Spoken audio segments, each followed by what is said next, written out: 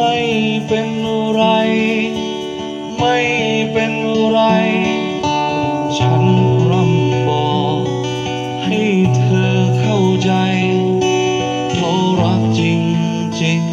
ๆรักคือการให้ฉันให้เธอมีอะไรบ้างหนอ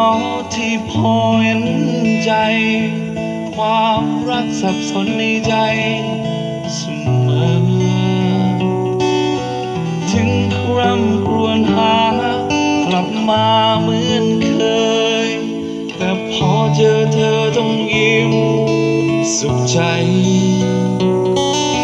ขอเพียงใจเธอสบาย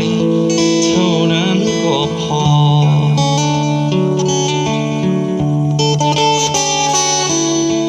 ฉันคิดถึงเธอไม่อาจบอกกับใครเขาอยู่กับใจของตัวเรา